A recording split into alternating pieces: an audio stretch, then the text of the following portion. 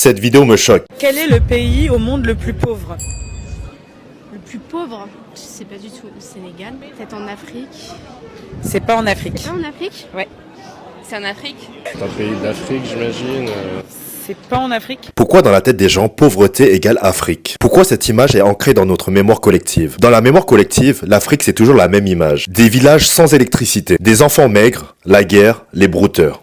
Partout dans les médias occidentaux, dans les films, dans les pubs humanitaires, on ne voit que ça. Une seule histoire, répétée encore et encore, jusqu'à ce qu'elle devienne une vérité. Mais cette vérité-là est fausse. Alors revenons à l'histoire. Avant la colonisation, l'Afrique était riche, très riche. Prenons l'exemple du Mali. Au XIVe siècle, sous Mansa Moussa, cet homme est considéré comme l'un des plus riches de l'histoire. Tombouctou n'était pas juste une ville. C'était un centre de commerce et d'éducation, avec des universités, des bibliothèques, un commerce de l'or et du sel qui rayonnait sur toute l'Afrique et au-delà. Autre exemple, le grand royaume du Zimbabwe. Avec le grand Zimbabwe, un centre architectural et commercial impressionnant au Moyen-Âge. Donc arrêtez de penser que l'Afrique a toujours été pauvre. C'est ignorer l'histoire. Aujourd'hui encore, l'Afrique est riche. Le cobalt, le coltan, le pétrole, l'or, le diamant, les terres rares viennent de l'Afrique. Par exemple, la République du Congo produit plus de 74% du cobalt mondial. Essentiel pour la batterie de nos téléphones et de nos voitures électriques. Mais les minerais sortent du pays et raffinés ailleurs. Et les gains restent à l'extérieur. Le Botswana transforme ses diamants, mais beaucoup de pays africains continuent de vendre leurs matières premières, brutes.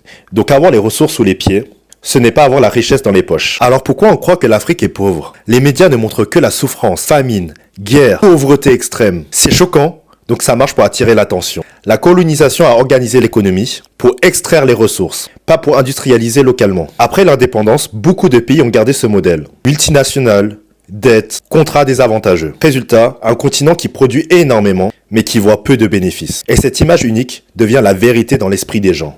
Et des clichés, il y en a tellement. Les Africains sont corrompus ou paresseux, c'est pour ça qu'ils sont pauvres. Faux. La corruption existe, mais la pauvreté est surtout le résultat de structures économiques héritées, de conflits et d'un modèle global qui profite à l'extérieur. Les ONG montrent la vérité, donc l'Afrique est pauvre. Les ONG montrent des situations extrêmes pour créer de la réaction émotionnelle et obtenir des dons. Mais ce n'est qu'une partie de la réalité. Et pourquoi personne ne parle de ces réussites? Le secteur fintech, les applications mobiles, les innovations dans l'agriculture et la santé, la génération africaine actuelle crée, innove. Alors arrête de regarder les clichés, regarde les faits. C'est comme dire l'Europe est froide parce qu'il pleut en Norvège. L'Afrique n'est pas pauvre, elle a été appauvrie. Casser les clichés, c'est commencer à raconter la vraie histoire. Casser les clichés est notre combat. Casser les clichés est notre mission sur la toile. J'ai de la peine à voir des jeunes Africains continuer à participer à ce gros mensonge. Parce qu'on a vendu au monde une histoire fausse de notre continent.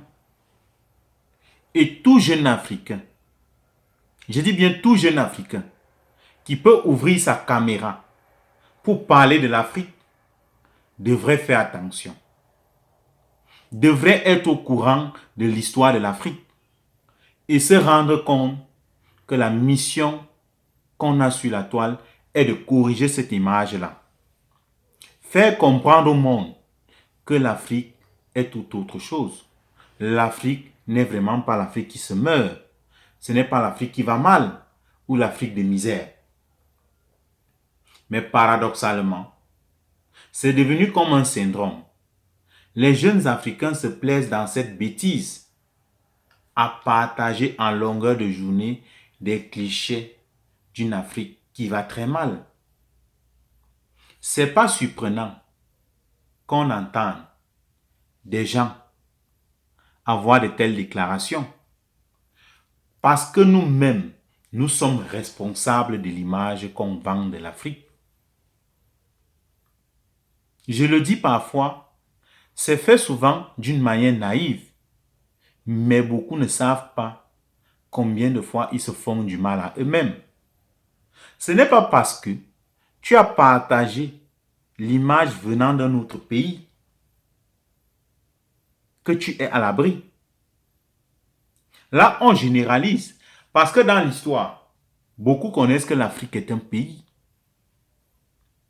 Ils ne savent pas que l'Afrique est un continent. Et toi qui partages un cliché qui n'honore pas le continent africain, c'est le cliché d'un pays que tu as partagé. C'est ton histoire que tu es en train de salir. Mais beaucoup de jeunes Africains n'ont pas compris ça. Les clashs en permanence. Quand tu clashes une autre nationalité ou un autre peuple, est-ce que ceux-là qui te considèrent comme petit Africain comprennent ce clash-là comme un clash entre peuples africains? Non. Ils comprennent juste que ils sont en train de se clasher entre eux, en interne. Et voilà le propre de l'homme africain. Chers jeunes Africains, nous sommes responsables de l'image qu'on a collée à notre continent. Et je dis bien, il est temps qu'on se réveille et qu'on comprenne que on devrait vendre une autre image de notre continent. On doit se souder les coudes à parler un même langage quand on s'investit sur les réseaux. On ne doit plus regarder qu'on est Camerounais, qu'on est Sénégalais, qu'on est Tchadien, qu'on est Centrafricain, qu'on est Ivoirien ou Gabonais. On doit se dire une chose. Nous sommes des peuples africains. Et le monde nous reconnaît comme tels, car nos pays sont simplement des petits quartiers, comme je le dis souvent. Et c'est à nous de pouvoir mieux vendre notre continent si on souhaite que les autres puissent nous respecter. Le respect dans ce monde ne se négocie pas, il s'impose.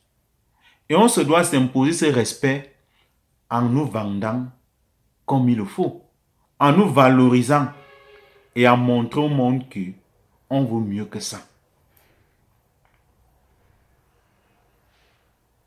On ne peut pas continuer à donner raison à ceux-là qui nous ont fait ce mal. Je reviendrai toujours sur la visite d'Aïcha Hospice en Afrique. Parce qu'elle doit nous servir de leçon. On doit s'inspirer de ces jeunes pour comprendre que on peut mieux faire les choses en Afrique. Il n'a pas fait le tour d'un pays pour parler de l'Afrique. Il a visité plus de 20 pays. Et quand il a visité ces pays, c'était dans la même dynamique. Parce qu'il connaît l'histoire qui a été vendue aux autres peuples du monde en ce qui concerne l'Afrique. Il a pris pour mission de corriger cette image-là. Et si on restait dans la continuité, et derrière ces canaux de communication, il continue à véhiculer cette image qu'il a de l'Afrique. Il organise des lives depuis qu'il est parti de l'Afrique pour mieux vendre encore ce qu'il a touché du doigt comme réalité. Il n'avait pas le temps de tout présenter quand il était en tournée. Mais nous-mêmes, qui vivions notre réalité, qui connaissions ce que l'Afrique vaut, on passe le temps à faire le contraire. Il suffit juste qu'on ait une route qui n'est pas vraiment praticable quelque part en Afrique. Quelqu'un va prendre sa caméra, aller calquer les clichés de cette route-là, et les publier en commentant vraiment que ça ne vaut pas la peine. Tel pays, c'est la misère. Tel pays, c'est la pauvreté. Regardez l'état de la route. Et on le fait comme ça presque dans tous les domaines. Sans oublier que c'est comme ça que nous sommes en train de nous vendre. C'est comme ça que nous sommes en train de passer le message aux autres peuples. Que nous ne valons rien. Que nous ne sommes rien. Pourtant, l'Afrique, c'est tout autre chose. L'Afrique regorge beaucoup de positifs que de négatifs. Comme le propre de l'homme noir, c'est de s'attarder sur ce qui ne marche pas, au lieu de valoriser ce qui est de bien. On est donc victime de notre mentalité. On est victime de notre manière de faire les choses.